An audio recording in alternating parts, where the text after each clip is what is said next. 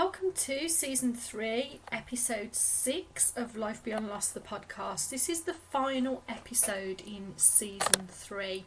And if you haven't already heard, this is a guest show where we share the most amazing and inspiring stories of people who are navigating grief and loss through to healing and transformation. I'm your host, Louise Kresick, grief and loss coach. And today I'm talking to Helen Segal, who is an artist. She's an artist teacher and an art counsellor. And she's also the founder of Grief with Love and Kindness, as well as the Empowered Childlessness online retreat. And we find out much more about what that is in the episode.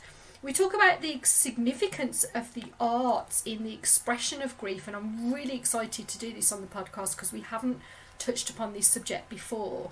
I also have my little own aha moment, which is quite funny as well in the episode.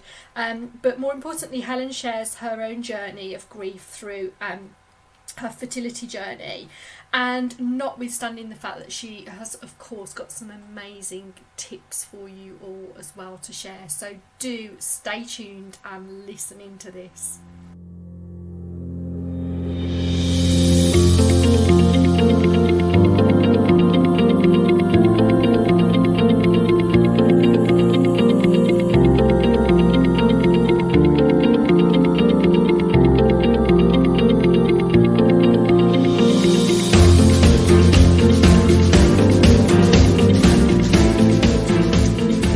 On today's show, I'm joined by Helen Segal, and this is very exciting because we've never touched upon this subject before, and Helen is an artist and an art teacher and an art counsellor, and also she's the founder of Grief with Love and Kindness and Empowered Childlessness online retreat. I got it out, Helen. Yay! What else do you want to share with the audience, Helen, about you? Let's start there. Well, I suppose that's the main bit. I'm 53, so 53 years old. I'm also a girlfriend. I've been with someone for 12 years. I'm just looking at my cat now. So I'm a cat mom.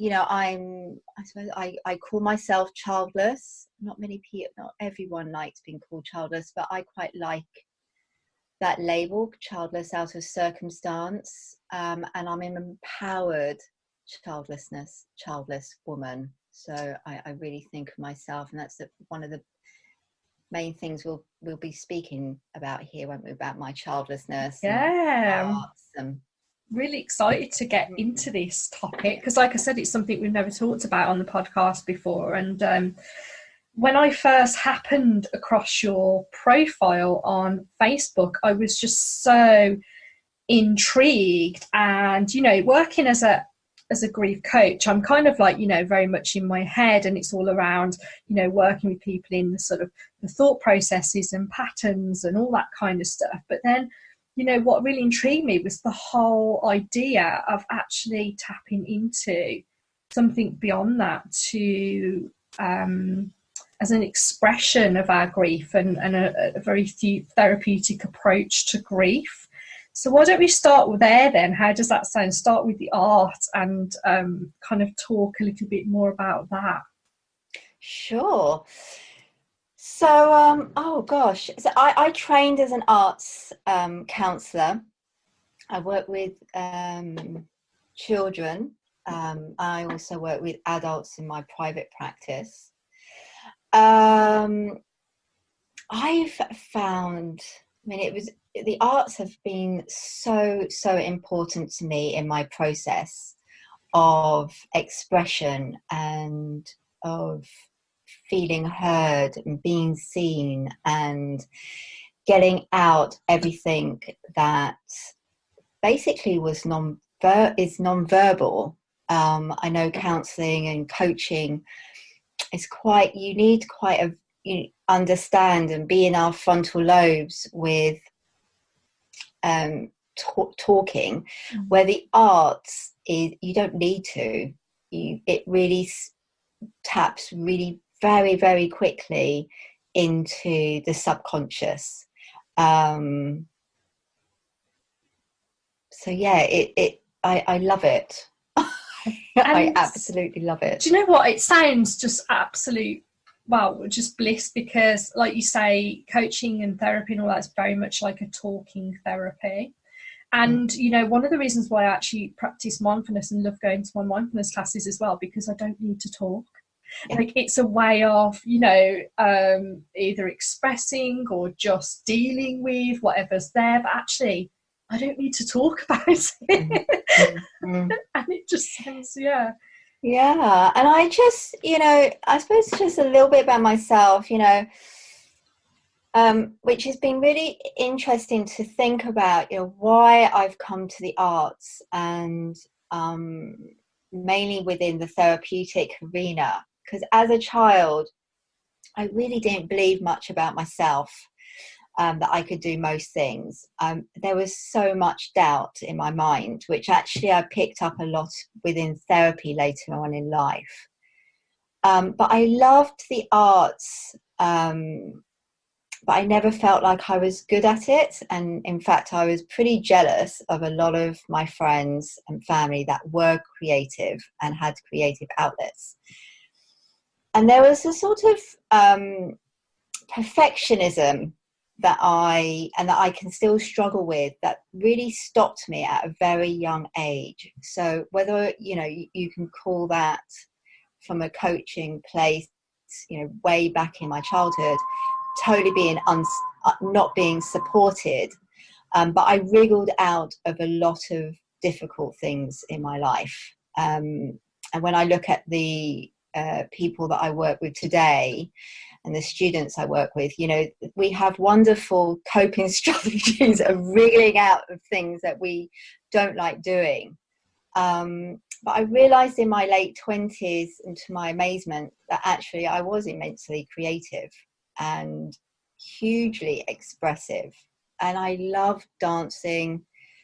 And my passion over the last couple of decades is really to support others to find their own creative outlets, and to encourage and show adults and children that really the therapeutic and creative arts are such a wonderful thing. We don't have to be perfect. In fact, you know, my work is, we don't have to think about the final outcome. The final outcome, we arrive at it when we arrive at it. That's what I love about the intuitive arts, the therapeutic and healing arts.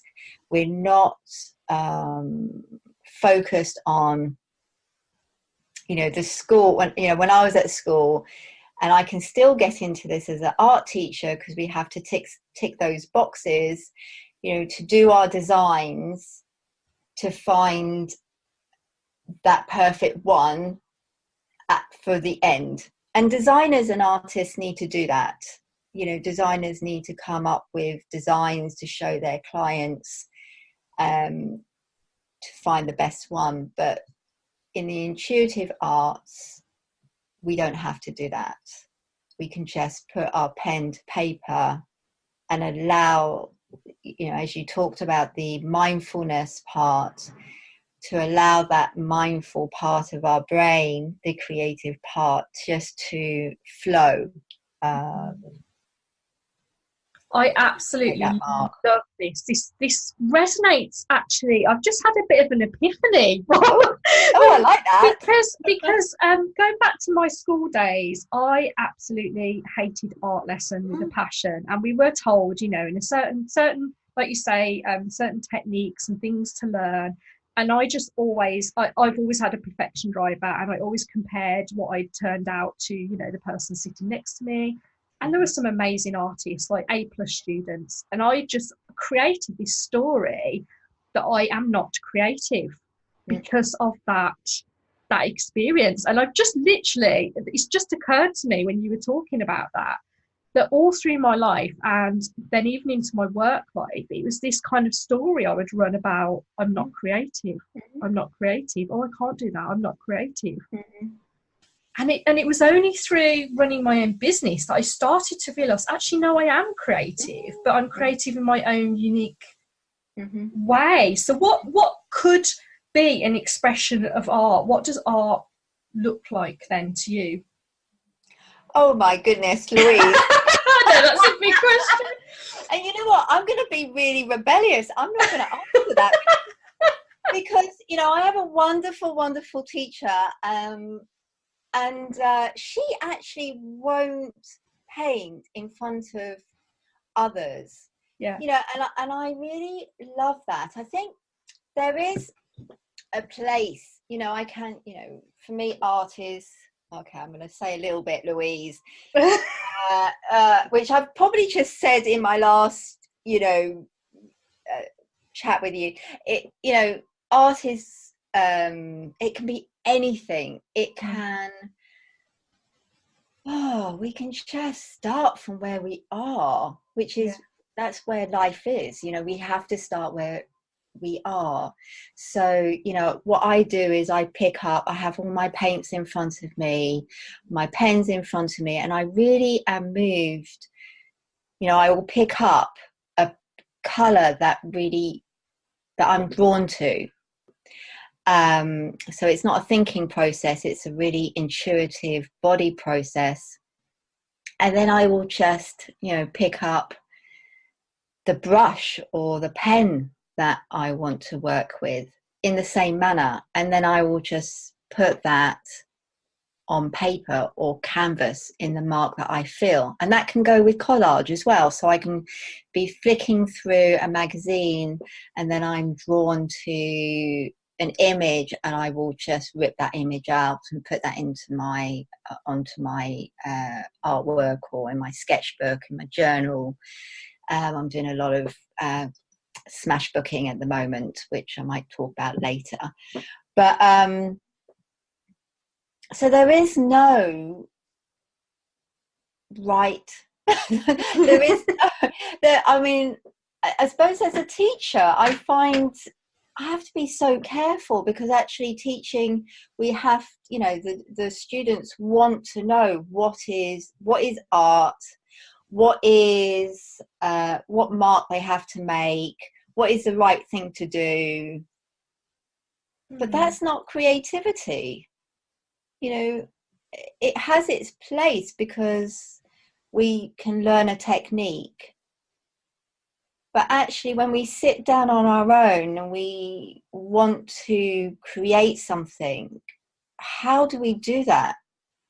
Well, that's when we have to go within and really start trusting ourselves to pick up the brush or go to a class that we are interested in doing, whether it's a ceramics class or whether it's a collage class or whether it's a oils class and a sketching class.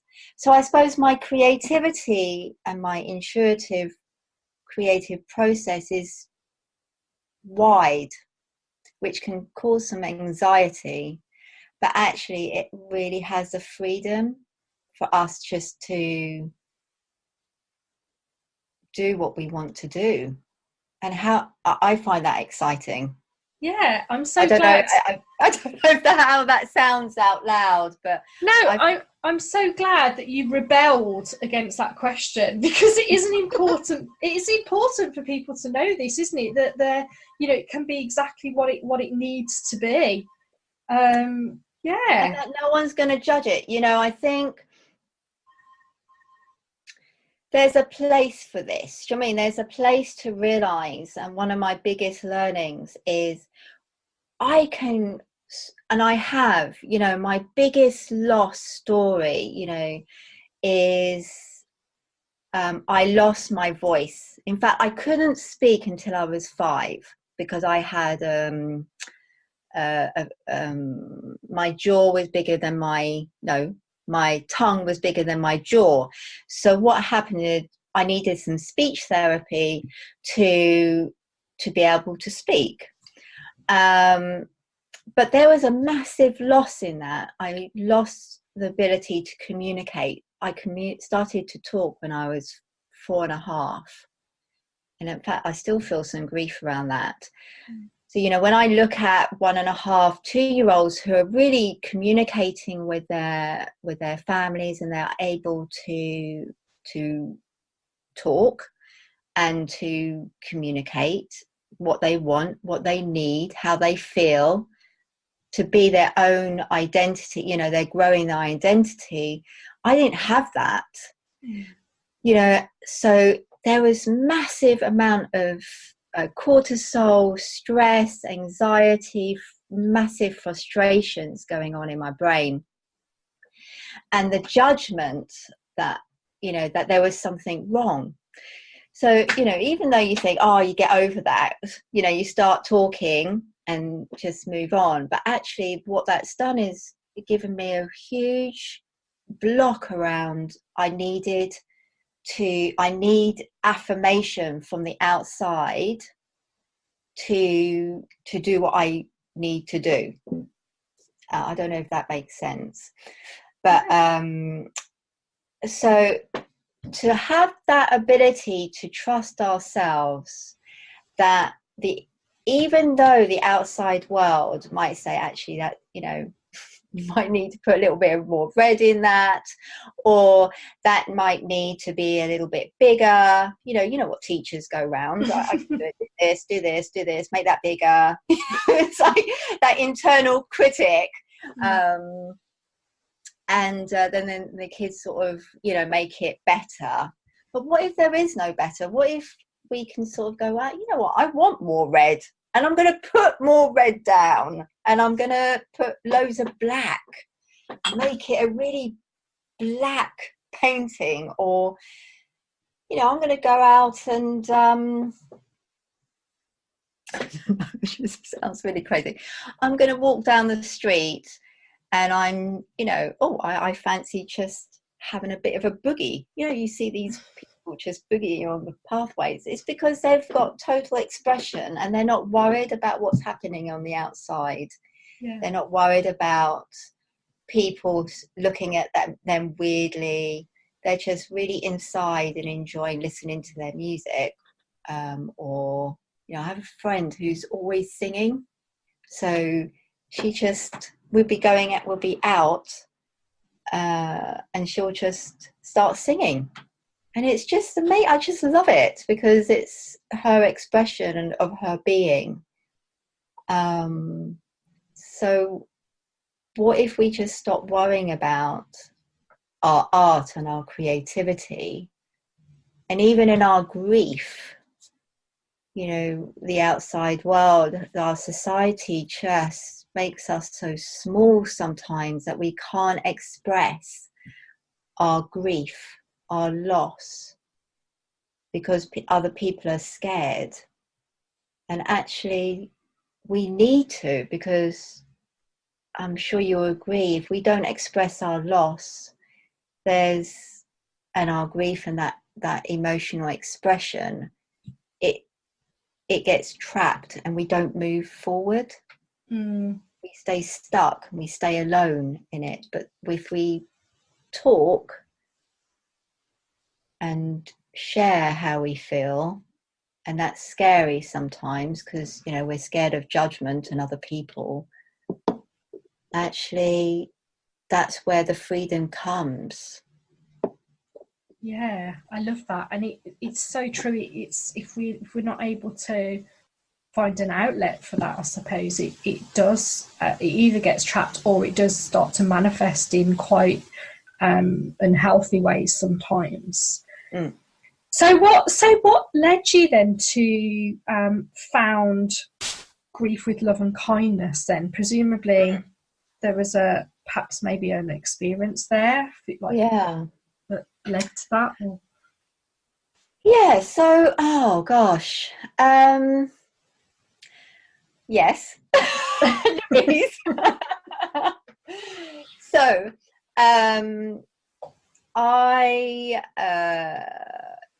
so myself and my partner, we tried to get pregnant. It was pretty late because I didn't meet my partner until I was 41.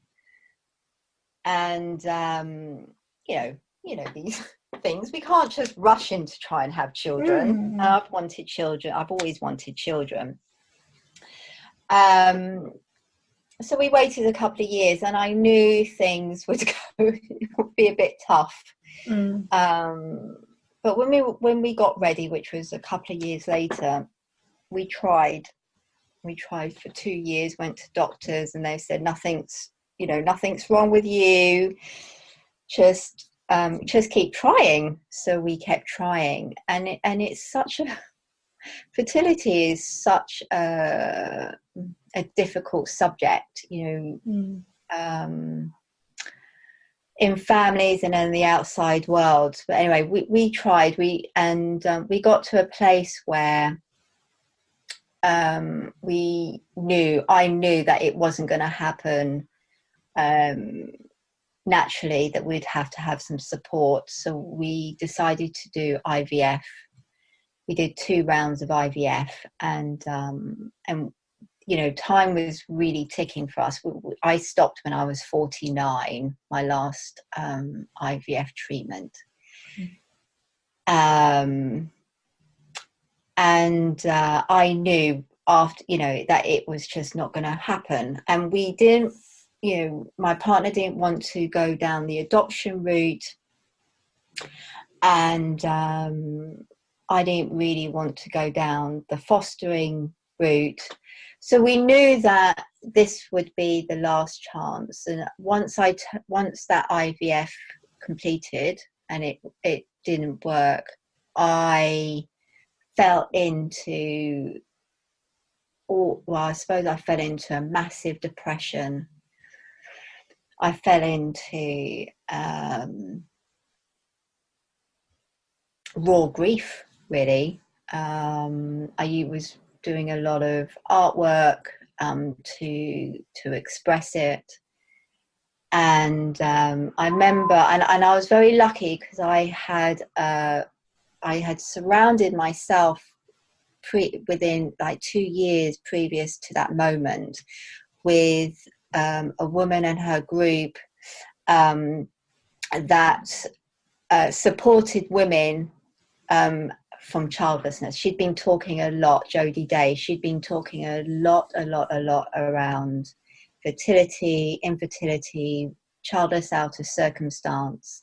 So I knew I really had a falling plate, like I could fall into that group, that system. And I had been talking a lot about the pain and loss. And she basically said to me, Helen, you have so many tools. You have such a broad experience. You need to get that out there. So Grieve with Love and Kindness was born, putting on workshops to support other women from the loss of being a mother. We did lots of artwork and just to be able to sit in the pain of not having children and to express it and to be heard, to understand what grief looks like and the symptoms of grief. I think a lot of women, and again, I was quite lucky because I had a partner who I'd spoken to a lot about grief, and he was able to hold and listen to how I was feeling. But there was people, my family and his family weren't able to hold. There's a lot of people out there who aren't able to hold that much pain and to listen to that much pain and sorrow and loss. And so yes, we need places to go and to sort of find a way to move forward, really, to think about moving forward or not, to accepting where we are and sitting in that place, that void, that difficulty, until it's ready to,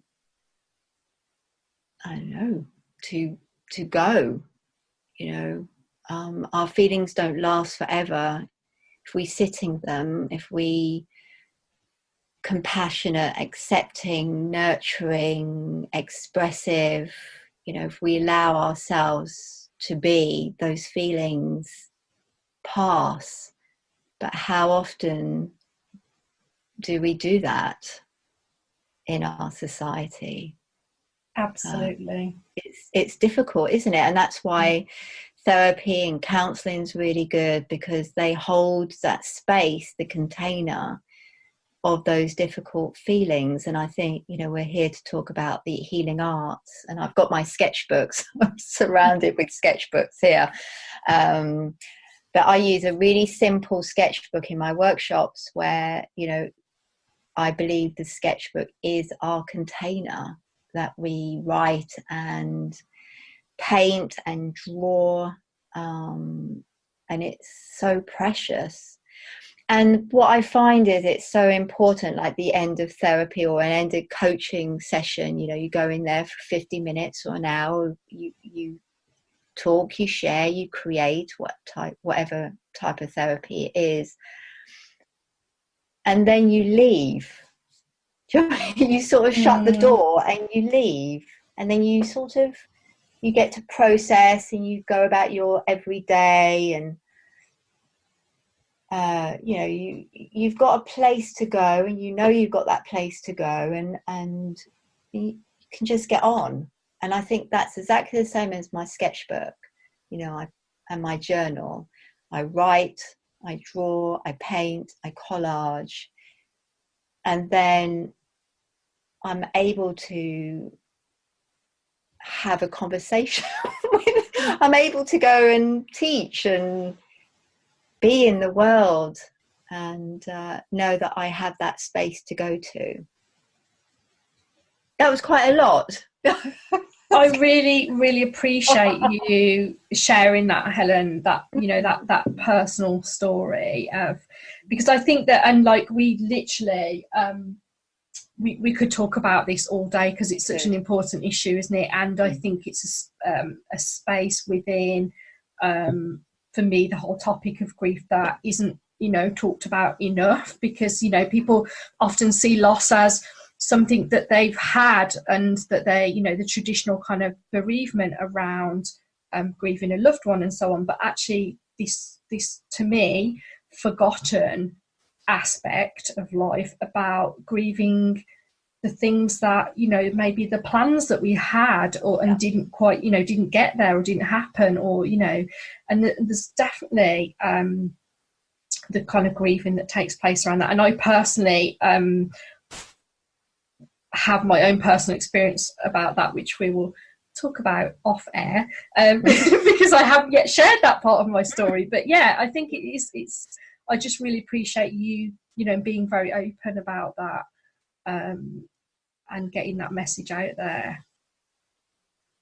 So I'd really love to know, Helen, then more about, because I know there are lots of different ways that you help people, and there's different things for people to kind of engage in. So I'd love to know more about the Childlessness online retreat, because obviously that touches very specifically around what you've just shared. So Empower Childlessness, the very, very first online retreat happened in September. It ran for 7 days, through from the 23rd to the 29th of September. And it was an amazing experience. We had around 25 speakers talking about all different aspects of childlessness and supporting childlessness, and doing creative workshops. And the onshoot of that, I will be running that on an annual basis at least.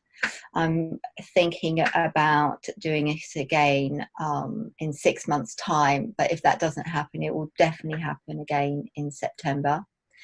And from then, I'm really looking at supporting men, women, couples creatively within their childlessness at all levels. but from a creative perspective, from a healing perspective, using the therapeutic arts. Fantastic. And I love that this is online as well, because it opens it up, doesn't it, to so many people out there. Yeah. This is the beauty of, you know, the internet. As much as, you know, people like to think of the pitfalls, actually it's just such an amazing tool for getting this out there and enabling others that wouldn't necessarily be able to reach. So I think that's fantastic. And yeah, so what we'll do is we'll put a couple of links as well for people to go and check out some of your your whole range of different services and things. And even if that's about, you know, reading up on some of the stuff that you've already done and maybe what's to come in the future, that'd be fantastic. And I'd love to kind of leave people with some kind of words of perhaps encouragement. I know you're full of wisdom, Helen. Some words of encouragement, or something, some tips, or something that might just help them to start to maybe explore. You know, maybe they're running that story about, actually, I'm not creative or I'm no good at art. What would you kind of say then to encourage people to maybe start to explore this for themselves? A couple of things. One is just to recognize that's part of you. You know, I hear it a lot, you know, I'm not creative, I can't do this. But within that, what I recognize within myself, that there was a frustration and a real need. And I think I started to honor that.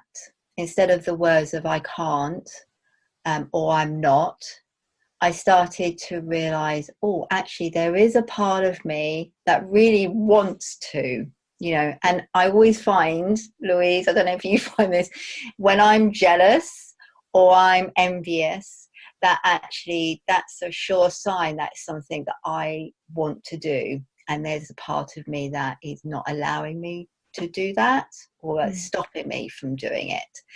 So it's just to be very gentle and compassionate with that part that wants to, and start breathing some air into it. So how I would do that is I would, and I'm going to talk about Julian Cameron's got a wonderful book called The Artist's Way, and that started to breathe breath into that desire of being creative, and it's a wonderful book. But if you want to not buy that book, just go into art shops and potter around and see what you fancy buying. Or, you know, when you're going around a park, you know, pick up a flower off the floor, or just start looking around. So you're sort of breathing creative energy into yourself. And if you're really I'm just say rebellious from that I can't and I'm not creative, buy a sketchbook, buy some cheap pastels, oil pastels, or pens that, you know, that little part of you, I call it the inner artist, or the inner child artist, wants to play and doodle, write, go, you know, find a class that you fancy going on. There's so many things. I could talk about this forever. So how to